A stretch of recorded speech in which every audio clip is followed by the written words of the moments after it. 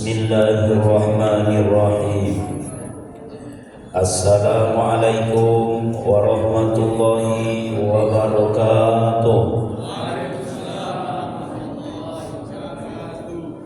Alhamdulillahirabbil alamin. Allahumma shalli ala Muhammadin. Subhanaka la ilma lana illa ma 'allamtana innaka antal alimul hakim. La haula wa la quwata illa billahil aliyyil azim. Bapak dan Ibu jamaah salat zuhur yang kami muliakan, dan semoga seluruh kita yang berhadir saat ini dimuliakan oleh Allah Subhanahu wa taala. Itulah yang dijanjikan Rasul dalam sebuah hadis beliau, man roha ilal masjidil jamaati fahuwatun tamhu sayyi'atan. Siapa yang melangkahkan kakinya menuju masjid, niatnya melakukan sholat fardu secara berjamaah, setiap langkahnya hapus satu dosa. Wa khutwatun taktubu lahu hasanatan. Langkah yang kedua ditulis untuknya satu pahala. Wa tarfa'u darajatan. Langkah yang ketiga mengangkat derajat. Makin banyak langkah yang kita ayunkan menuju masjid, niat kita melakukan sholat fardu secara berjamaah, maka makin berguguran dosa-dosa, makin banyak tercatat pahala, dan insya Allah makin tinggi derajat kita di sisi Allah Subhanahu wa ta'ala. Judul tausiah kita zuhur ini adalah bulan Ramadan, bulan yang penuh dengan kesempatan. Seorang mukmin adalah yang pandai menggunakan kesempatan tak kala itu dihamparkan kepadanya. Pandai-pandailah menggunakan kesempatan di saat kesempitan, dalam arti yang positif. Itu makanya orang yang paling menyesal besok di kampung akhirat adalah orang yang hari ini di dunia tak pandai menggunakan kesempatannya, sehingga besok menjadi penyesalan di kampung akhirat. Orang yang baik itu yang pandai menggunakan kesempatan. Besok di kampung akhirat baru kita tahu betapa butuhnya kita dengan kehidupan dunia ini. Rabbi, laula akhartani ila ajalin qarib fa asaddaqa wa aku minas sholihin. Ya Allah, kalau kayak ginilah bentuk kehidupan akhirat itu, balikkanlah kami ke dunia, walau hanya sesaat. Makanya kata ulama, nikmat itu baru terasa setelah diambil daripadanya. Nikmat itu baru terasa setelah nikmat itu diambil dari kita. Masa sehat baru terasa kalau kita sedang sakit. Masa kaya terasa berharga kalau kita sedang bangkrut. Masa muda terasa eloknya kalau kita sudah tua. Makanya orang tua-tua rata-rata cerita tentang masa muda. Kami kalau muda dulu baru terasa setelah datang masa tua. Dan masa hidup ini baru terasa setelah datang waktu sakit. Nah, kaum muslimin yang berbahagia, orang mukmin yang bijaksana pandai menggunakan kesempatan. Ramadan adalah bulan yang penuh dengan kesempatan. Lalu apa kesempatan selama bulan Ramadan? Ada 7. Selesai 7 ini selesai ceramah kita. Jadi kalau bisa sewaktu mendengarkan ceramah, awak jangan menengok HP kalau bisa. Karena selesai ceramah ini pun awak nengok HP juga. Jadi sebelum ceramah nengok HP, waktu ceramah nengok HP, sesudah ceramah nengok HP. Kapan nengok ustadznya?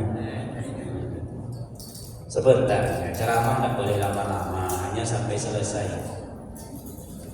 Kaum muslimin ada 7 kesempatan. Yang pertama adalah kesempatan untuk mendapatkan ampunan. Siang diampuni, malam diampuni. Makanya Rasul mengatakan, rugilah seseorang yang diberi kesempatan jumpa dengan Ramadan, tapi tak kala Ramadan meninggalkannya, dosanya belum juga diampuni, kesalahannya belum juga dimaafkan. Ini kan menunjukkan betapa Rasul itu menjamin sebenarnya. Kalau melihat baik-baik saja, tidak usah istimewa, baik-baik saja di Ramadan itu diampuni dosa. Tidak perlu istimewa betul, baik-baik saja, pakai saja. Siang diampuni, malam diampuni. Carilah bulan yang seperti Ramadan, yang disebut diampuni dosanya cuma Ramadan. Man shoma Ramadana, kan disebut imanan wa ihtisaban ghufira lahu ma taqaddama min dzambi. Siapa yang puasa siang hari di bulan Ramadan, syaratnya imanan wa ihtisaban. Iman pendorong, ihtisaban ini penunjuknya, pembimbingnya, ilmu. Maka Allah berjanji mengampuni dosa-dosanya yang sudah berlalu. Karena puasa itu siang hari, hapus dosa siang. Tapi Pak Ustadz, dosa awak kan tidak di siang hari saja, malam pun banyak awak berdosa. 2 orang ibu berkunjing waktu asar, selesainya waktu maghrib. Semuanya sebab kalau sudah berkunjingnya Pak, jangan ada kekurangan bahan, kekurangan waktu. Dari asar sampai maghrib, dari RT sampai presiden keluar. Terdengar azan maghrib, kata ibu itu, beko siang maghrib awak sambung bagi ya. Banyak yang akan diceritakan. Kan ada dosa malam. Bagaimana dengan dosa malam Ramadan? Man qoma Ramadana, siapa yang dirikan malam Ramadan imanan wa ihtisaban, dengan iman dan kesadaran, ghufira lahu ma taqaddama min dzambi, diampuni pula dosa yang berlalu. Siang dia bersiap, malam dia berqiyam, siap puasa, qiyam tarawih. Kan 2 ini ciri khas Ramadan ini. Dilakukannya biasa-biasa saja, dalam arti tetap dalam tuntunan hapus dosa. Tak mau bawa itu deterjen khusus Pak Ramadan ini. Pak Ustaz, bukankah di bulan lain dosa juga diampuni? Iya, ayat itu. Wallazina iza fa'alu fahisatan aw zalamu anfusahum zakarullaha fastaghfaru li dzunubihim wa may yaghfiru dzunuba illallah.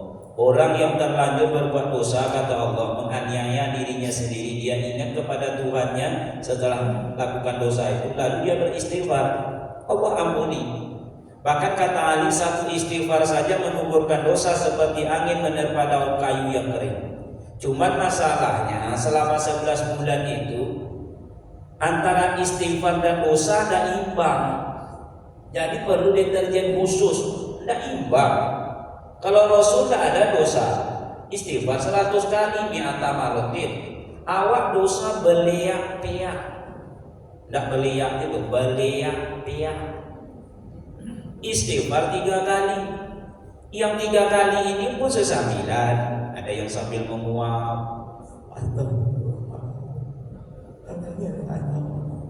Malas malaikat mencatat. Nak dicatat, tak gimana? Dicatat gimana? Sambil menguap, sambil menyuruh anak, dari mana bau? Dari main bola. Tuh mandi bersih-bersih, astagfirullah. Adik tadi dicari, itu astagfirullah. Pintu ditutup, astagfirullah. Ayam dikurung. Kata malaikat dan mana nadionya bapak? Sesambilan. Datanglah Ramadan ini deterjen khusus. Sebab Bapak Ibu, awak ini tak ada yang tak berdosa. Bagaimanapun soleh penampilan kita. Kopiah putih, berjanggut, jangan tersinggung, saya janggut. Dipanggil orang al-mukarram, tengoklah kami ustaznya. Kalau ditengok dari luar, kaya-kayanya kami ini tak berdosa, maksud dari dosa, terpelihara. Jalan saja. Oh, Pak Kulu Bani Adam khotob. Setiap anak cucu Adam itu dipastikan Rasul punya dosa. Kecil atau besar, sedikit atau banyak, awak sadari atau tidak, tak ada awak tak berdosa. Dosa kita kepada Allah, sesama manusia, kepada diri sendiri, lingkungan sekitar. Ketidakmampuan melaksanakan perintah secara maksimal, jatuh kepada dosa. Ketidaksanggupan menjauhi yang dilarang, jatuh juga kepada dosa. Tak ada orang tak berdosa. Usahakan awak tinggal dunia yang penuh dengan noda dan dosa ini. Nabi Adam tinggal dalam surga. Tak ada dosa Adam terhadap orang tuanya. Jadi Adam tak pernah durhaka sama orang tua. Tidak ada menyinggung perasaan ibu mertua, karena dia tak punya orang tua dan mertua. Tidak ada salah dalam mendidik anak sewaktu di dalam surga. Tak punya salah dengan tetangga, kepada atasan dan bawahan, tak punya. Apa tak berdosa? Adam tetap punya dosa. Satu cuma dosa Adam, makan buah huldi. Ya Adam uskun anta wa zaujukal jannah wa kula minha ragadan haitsu syi'tuma. Adam, kata Allah, tinggallah engkau bersama istrimu itu dalam surga. Makan sajalah dan apa yang kau mau, nikmati apa yang kau suka. Satu cuma tak bolehnya dah. Wala taqrabu hazihi syajarah. Pohon yang satu ini jangankan engkau nikmati, dekat saja tak boleh. Ujungnya kau juga yang akan menyesal. Cuman manusia ini apa yang dilarang itu yang bikin penasaran. Apa yang dilarang itu enak. Jadi apapun yang dilarang, jangankan yang haram. Yang halal kalau dilarang enak. Usahakan yang haram. Apakah berjudi tidak enak? Tanya sama berjudi, Pak. Sampai ayam yang sedang mengerap telur pun berani ini jualnya. Kejam, minta ampun Tuhan. Apa tak enak berselingkuh itu? Oh, pengalaman Pak Ustaz enggak. Tapi cobalah kalau nak kerja. Karena di situ ada fa'azallahuma syaitan, ada saham setan. Makanya berbunjing itu memang enak, Pak. Di situ ada saham setan. Usahakan itu. Yang halal saja kalau sudah ada saham setan enak. Yang halal dibolehkan, tapi kalau dilarang masuk saham setan. Tidur dilarang enggak? Enggak dilarang. Wa ja'alna naumakum subata. Kami jadikan tidurmu sebaik-baik istirahat. Sebaik-baik istirahat itu tidur. Tanyalah orang kesehatan. Tapi kalau tidur itu sudah dilarang, enaknya minta ampun. Di mana tidur yang dilarang? Satu, sewaktu ilmu tengah diberikan. Sewaktu mendengarkan khutbah Jumat itu dilarang tidur. Tapi kalau ibu ingin tahu perangai suami, intiplah dari jendela masjid. Memang duduk dia, tapi menunduk. Sekali-kali mengangguk-angguk. Jangan dikira paham tuh Pak. Khutbah aja belum mulai. Termasuk mendengarkan ceramah. Tapi kami ustadz ini harus banyak sabar. Perangai ceramah macam-macam. Antara lain itulah dia. Awak baru assalamualaikum pembukaan, dan mulai nampaknya kantuk. Atau ustadznya assalamualaikum warahmatullahi wabarakatuh. Dijawab apa? Waalaikumsalam. Ditengoknya pula ke ustadznya. Itu kalau tidak kuat-kuat mental, hilang bahan ceramah lewat itu. Enteng nampaknya. Nah itu harus sabar. Ada kadang-kadang jemaah ini separuh hati mendengar. Gaya duduknya saja menunjukkan dia tidak serius. Itu seperti ibu itu menyamping sejak kemarin tadi. Sudah 2 kali saya ceramah, beliau ini tetap menyamping dulu. Kalau bisa luruslah sedikit, udah kalau gitu insya Allah. Nah itu kan enak itu. Kalau menyamping rasul-rasul itu memang ada enak waktu menyamping, Pak, tapi tidak seperti sekarang ini. Lurus aja lah dulu. Nah itu kan enak. Mohon maaf ya. Aku sabar sebenarnya. Ada lagi perangai jamaah ini. Awak ceramah baru separuh, dia sudah sibuk menengok jam. Sabar juga Ustaz. Saya tak pernah marah menengok jamaah menengok jam, haknya itu. Tapi tolonglah janganlah awak menengok jam sewaktu ustaz menengok awak. Dari sebelah kanan ini nengok jam, sekarang tengoklah Pak. Nah, tengoklah sekarang. Yang tak enaknya pas awak menengok beliau mengangkat tangan. Lalu ditengokkannya ke awak. Itu menyuruh ustaz turun. Saya tidak akan turun, Pak. Percayalah, saya ini sudah ditempa dengan kekecewaan. Usahakan sebanyak ini lagi Bapak Ibu. Saya pernah ceramah 3 orang. 3 orang pulang saya. Enggak, tugas saya kan bukan memperbanyak orang, menyampaikan fazakir innama anta muzakir. Tiap musola 4, isinya cuma 3. Tetap saya ceramah 1 atu-atu, 2 nenek-nenek. Saya pun mulai ceramah, cerita kita sedikit. Assalamualaikum warahmatullahi wabarakatuh. Dijawab atu itu waktu itu duduk di sebelah kiri. Tidur dia langsung. Tinggal berdua ibu-ibu. Yang satu mengangguk-angguk. Saya kira dia paham. Rupanya tak ikut jejak itu. Tinggal satu orang ibu-ibu. Saya pun serius lah menengok ibu itu. Sayangnya ibu itu tidak serius menengok saya. Hidup ini 50-50 Pak. Kalau ingin bahagia kita, separuh dari awak, separuh dari bini. Separuh dari kita, separuh dari kawan. Semuanya separuh-separuh. Oh kita ingin bahagia, istri tidak ingin bahagia, tak akan bahagia. 50-50, separuh dari atasan, separuh dari bawahan. Dari atasan seluruhnya tidak bisa, dari bawahan seluruhnya tidak bisa, dari ustaz seluruhnya tidak bisa, dari jamaah serius, tapi ustaz itu main-main sambil main HP. Pokoknya kalian tengok-tengok aja lah pelajaran dulu ya, pokoknya kita puas aja lah, tidak juga masuk pelajaran. Lalu saya pun serius menengok ibu itu. Gaya duduk ibu itu itulah dia menunjukkan orangnya. Jadi penampilan awak menunjukkan hati kita. Kok gaya duduk ibu itu Pak? Menjual kaki. Saya masih maafkan, mungkin asam urat, tidak apa-apa. Iya tidak Pak? Saya pun mungkin besok mengalami masa tua dan juga mengalami yang sama. Lebih parah digoyang-goyang. Biar juga lah. Tapi mata kan tidak asam urat.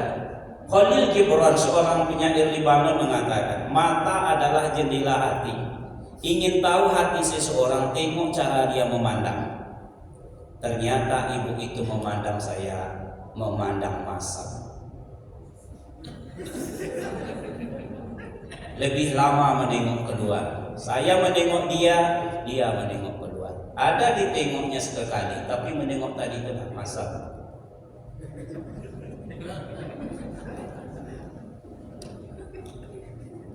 Kalau ambo betul kan ambo coki ibu sebenarnya. Muak aku menengok aja. Kaum muslimin yang berbahagia, akibatnya kalau sudah dilarang kan enak mengerjakannya. Tidur. Kapan lagi yang dilarang tidur tersebut? Sewaktu mendengarkan azan subuh. Oh itu enaknya tidur kita. Makanya sholat yang paling utama itu sholat subuh. Karena memang orang pilihan. Laisa sholata asqala 'alal munafiqina minal fajri wal isya'i. Kalau ingin tahu munafik tidaknya pribadi masing-masing, rasakan berat tidaknya sholat subuh. Kalau berat sholat subuh ada ciri khas munafik itu Pak, dirajin-rajinkan. Salah satu ciri khas supaya badan tetap fit, tetap sehat, tetap agak ringan, sebelum subuh mandi. Buka mata tuh. Iya Pak Ustaz, iya, secara pribadi saya merasakannya Pak. Ya alhamdulillah di 55 tahun nih Pak, umur saya ini nampaknya tua sedikit karena berjenggot. Kalau tak berjenggot kelas 2 SMA. Anak saya paling usia semester 5 sekarang, nggak berempat. Kok ulangnya Pak? Ya salah satunya bukan berarti saya tak sakit-sakit, mandi waktu subuh. Tidur yang paling enak kapan karena dilarang lagi waktu baca Quran. Bapak Ibu kalau susah-susah tidur coba niat baca Quran. Insya Allah ngantuk datang. Kata ibu itu dah jam 12 malam tidak bisa tidur. Cobalah baca Quran dulu. Kan niat. Cobalah baca Quran. Maka tahun.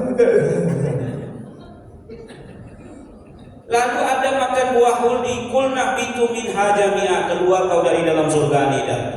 Tidak ada waktu berusaha Pak. Cuma sekali lagi kalau ditengok dari luar tak dapat dosa awal. Ulama menjelaskan kalau seandainya dosa yang kulakukan itu berbau, kata ada satu pun manusia yang bisa dekat dengan aku. Cuma kan ada bau. Kalau bengkak sudah ada sekujur badan awak dibengkak semua. Cuma kan apa? Coba kalau konsekuensi dosa itu bengkak. Siapa yang terlambat sholat subuh, bengkaklah keningnya sebesar telur itik. Ketahuan di mana yang terlambat. Sekarang kan tidak tahu. Yang tadinya berkunjing, tengok. Ibu melawan suami, tengok. Orang yang paling banyak dosa, paling banyak bengkak badannya. Kan begitu konsekuensinya. Apalagi kalau sempat dosa atau penyakit menular, berani awak duduk. Jangan duduk di situ, tengok. Saya tuh nggak tadi ceramah Pak. Kenapa Ustaz? Saya takut usaha saya lebih banyak dari jemaah. Tentu bengkaknya lebih banyak. Kata jemaah, ikut Ustaz yang ceramah ini, suruh dia pulang urus bengkaknya. Tapi karena Allah sayang sama awak tak tampak. Ramadan deterjen khusus menghapuskan dosa yang sudah berlalu. Yang kedua, kesempatan untuk mengumpulkan pahala-pahala. Karena selama bulan Ramadan ini memang pahala dilipat gandakan. Bulan bonus pahala yang wajib dikalikan 70 kali lipat seperti mengerjakan wajib di bulan lain. Kita ingat sholat zuhur Pak. Ini diantaranya di 2 bulan 10 hari sekali ini saja. 70 hari, 70 kali. Yang sunat seperti mengerjakan yang wajib di bulan yang lain. Betul-betul bonus. Cuman baru awak tahu berapa jumlah pahala awak, bukan sekarang. Besok kata Ali bin Abi Thalib, kubur adalah tabungan aman. Baru awak tahu berapa saldonya, jumlah air setelah masuk ke dalamnya. Kalau sekarang awak kan sering menghitung-hitung pemasukan, lupa dengan pengeluaran. Sholat berjamaah ini 27 derajat. Apakah semuanya akan awak bawa pulang? Belum tahu. Tengok pengeluarannya Pak. Yang untuk awak kan saldonya, saldo air. Rupanya setelah waktu sholat berjamaah di pintu ada kawan. Siapa yang menjadi imam tadi? Ustaz itu. Oh, apa Pak? Panjang ayat minta ampun. Habis 10, tinggal 17. Siapa yang menunjuknya menjadi imam? Siapa? Kalau tidak RT awak. Oh iyalah. Apa hubungan RT dengan imam? Obat-obatnya sekampung, habis 10 tinggal 7. Kampungnya mana? Kampungnya di situ. Memang orang kampung itu memang begitu sesaja. Habis semuanya. Ini ceramah ini Bapak Ibu, hadis sahih pahalanya sangat-sangat besar. Kalau sholat tadi itu kewajiban, kalau mendengarkan ini pilihan. Yang pilihan inilah untuk awak sebenarnya. Asalkan Bapak Ibu dan nanti tidak memuji Ustaz. Hati-hati nanti kalau dia mau mancing-mancing, bahkan mau sedang puasa. Ustaz tadi itu ceramahnya memang lomak, tapi itulah lasaknya minta ampun. Besok dulu. Oh, aku jalan-jalan 10, waktunya lu potong minta ampun 10, habis semuanya. Betapa banyak amalan sosial yang mengantarkan kita ke dalam surga tapi gagal di tengah jalan karena pengeluaran. Ibu pergi ke pesta pernikahan, itu pahalanya sangat besar. Jauh pula lagi, tinggal di Panam, acara tuh di sana bawah ujung. Pahalanya besar. Sampai di Simpang Arengka, jumpa dengan kawan. Dari mana kau? Dari Goa. Goa mana? Acara apa? Pesta pernikahan. Ramai ramai. Cuma itulah hidangan cuma 2 macam. Cie boleh nangka, cie boleh cebodak. Seramai itu habis dia.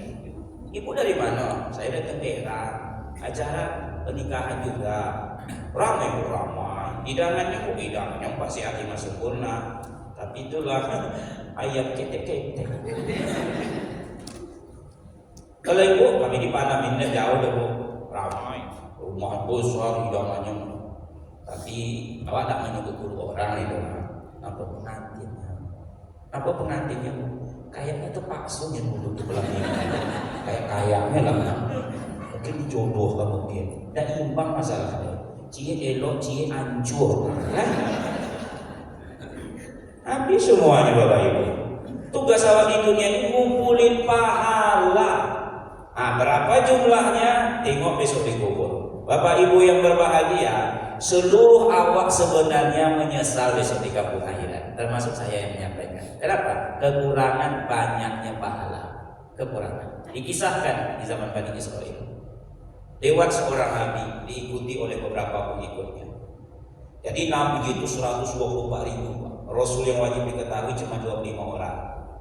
Yang tersembunyi yang tak dicatat 124.000 namanya si itu banyak sekali. Ada seorang nabi di zaman Bani Israel diikuti oleh pengikutnya, naik gunung turun lembah dalam melewati sungai. Sampai singkat kata singkat cerita mereka memasuki sebuah gua yang gelap dan panjang. Jadi merabul-rabul orang di dalam. Pegang. Gelap di tampun. Di tengah-tengah perjalanan dalam gua, Nabi itu berhenti lalu menghadap kepada pengikutnya. Saudara-saudara, ini di atas kita ini ada batu, coba bawa. Siapa yang tidak membawa menyesal. Satu. Yang membawa sedikit menyesal. Membawa agak banyak menyesal. Membawa banyak sekali menyesal. Berpikir mereka. Tidak membawa menyesal, bawa sedikit menyesal, membawa sedang menyesal, membawa banyak sekali menyesal. Orang berbuat sesuai dengan keyakinannya. Yang satu mengatakan kalau gitu tidak usah bawa. Kan begitu. Ujungnya penyesalan. Pokoknya bawa. Lalu dia tidak membawa. Itulah keyakinannya. Lalu dia berbuat dengan keyakinan itu. Yang nomor dua lain dia. Saya bilang satu. Mana tahu nanti ada babi gilo, anjing gilo nak menyerang, tak ayam mencari batu lagi, tinggal melempar, meong. Betul kan? Betul. Yang nomor tiga diambilnya 2 buah. Iya kalau jalan gelap ini sebentar. Kalau panjang, akhirnya kan butuh juga cahaya. Cara mendapatkan cahaya antara lain mengadu benda yang sama. Batu. Kan keluar cahaya. Bahkan dulu bisa keluar api. Yang keempat bawa agak banyak. Biar agak banyak sedikit. 3 di sini, 3 di sini, 3 di sini. Situ. Yang nomor 4 dia buang. Dipenuhinya semua. Biarlah banyak dia. Kenapa? Ini yang nyuruh Nabi. Kain sarungnya dibuka. Dia celana panjang pakai sarung itu. Dibikin bodi, tapi tidak penuh, separuh saja. Berjalanlah 4 tipe manusia sesuai dengan keyakinannya. Tentu yang paling di depan yang melenggang tak bawa apa-apa, tak punya beban. Sepanjang jalan menyalahkan orang di belakang. Apa gunanya bawa batu? Ini jalan sempit minta ampun, gelap pula lagi. Itu susah-susah aja. Tengok aku. Yang paling susah siapa? Atau yang di belakang ini lah. Ini sudah penuh, kain sarungnya separuh diisi, jalan ke seok-seok. Singkat kata, singkat cerita, setiap perjalanan pasti sampai, pasti berakhir. Yang pertama kali keluar dari gua siapa? Yang melinggang tadilah. Nyusul yang nomor 2 yang membawa sebesar tinju tadi. Sampai keluar, dikeluarkannya lah batu itu. Emas? Ini bukan emas Jawa ya, emas murni. Betul-betul emas. Ya Allah, kenapa cuma 1 yang aku bawa? Menyesal. Yang nomor 1 yang tak membawa tadi, tidak ada lagi Pak. Diam 1000 bahasa. Tadi awak membagangnya. Apa gunanya kalian membawa? Jalan gelap. Nah sekarang perjalanan masih panjang, modal tidak ada. Yang nomor 3 yang membawa 2 buah tadi sampai di luar batu, emas ya Allah, kenapa cuma 2 buah? Ini yang nomor 1 tadi untuk melempar babi, teman. Yang nomor 2 ini, itu biasanya orang yang sedikit punya kepentingan. Pergilah bang sholat Jumat bang, kadang-kadang awak mau sedekah di rumah ini segan besok pengurus sudah datang. Itulah dia, sekali-kali dia bawa ibadah. Nomor 3 agak banyak, 3 buah emas. Ya Allah, kenapa tidak lebih? Ini bisa penuh. Menyesal. Yang nomor 4, ini sudah penuh, atuk-atuk, terseok-seok. Dikeluarkannya emas, tumpahkannya emas. Ya Allah, kenapa tidak penuh sarung ini ya Allah? Menyesal keempat-empatnya. Tapi yang paling menyesal siapa? Yang tidak bawa apa-apa. Kapan penyesalan itu? Setelah nampak yang dibawanya memang emas. Itu tamsilan. Awak ini sekarang kan sedang dalam gua kegelapan dunia. Kata ustaz, kata ulama, kata Rasul, beramallah, bawalah ini. Ini besok berguna bagi orang yang menyikapi amal. Apa gunanya beramal? Buang-buang waktu. Apa guna puasa, sedekah, zikir? Tidak ada gunanya. Tengok aku. Melenggang. Yang satu ada dia beramal, cuma sedikit. sekali Jumat saja. Kan jemaah tipik masjid ini kan macam-macam. Ada yang setiap hari jemaah harian, ada yang sekali seminggu jemaah mingguan, ada yang sekali sebulan jemaah bulanan, ada yang sekali setahun. Nah, inilah dia jemaah Ramadan ini sekali setahun kadang-kadang.